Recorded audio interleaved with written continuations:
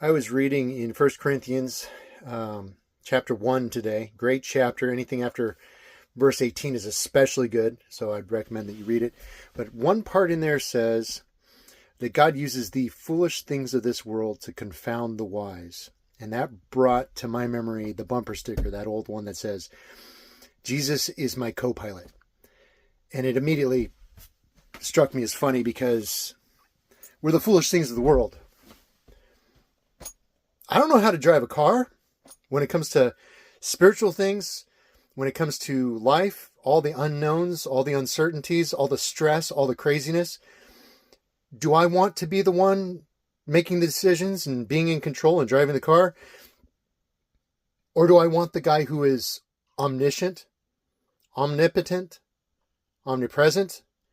I mean, seems like a no-brainer to me, but so often in my life, I have held on to the controls and Jesus has said, hey, you're driving toward a cliff. And I'm like, no, I know what I'm doing. I know what I'm doing. And then, right before you hit the cliff, you see that you're in trouble and you throw your hands in the air. And it's just like that song, Jesus Take the Wheel by Carrie Underwood. It's like, oh, I got myself in big trouble. Jesus take the wheel. Well, sorry. Anyway, so we need to let him drive all the time because he knows where he's going. He knows everything.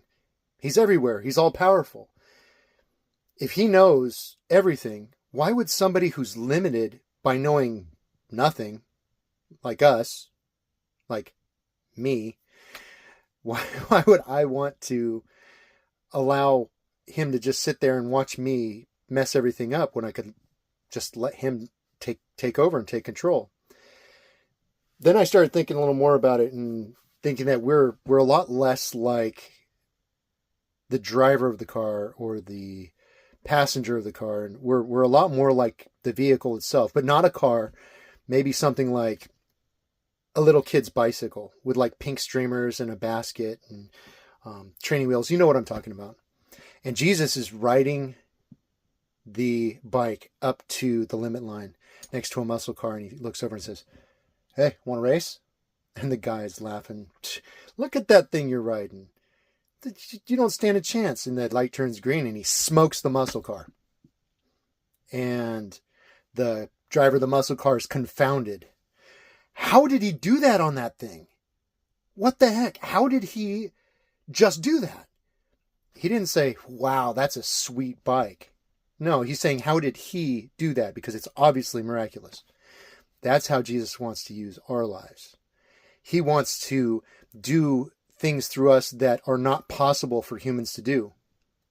Like loving other people, like serving other people, doing things that are not in our own best interest, things that are in the best interest of others for his glory. That's his vision for our lives.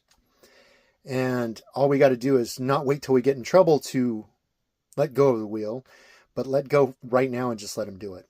Just let him use us. Just give up all control. We can't do it anyway. We're really pretty bad at running our lives, honestly. Or at least I am. Maybe you're great at it. I don't know. But it reminds me of, I think it's Psalm 46. It says, be still and know that I am God.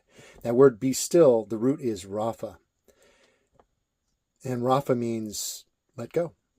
So that's what I got to remember to do. So I'm going to tie a string around my finger and try to remind myself constantly, let go every day, all day. Eyes on Jesus. Be blessed.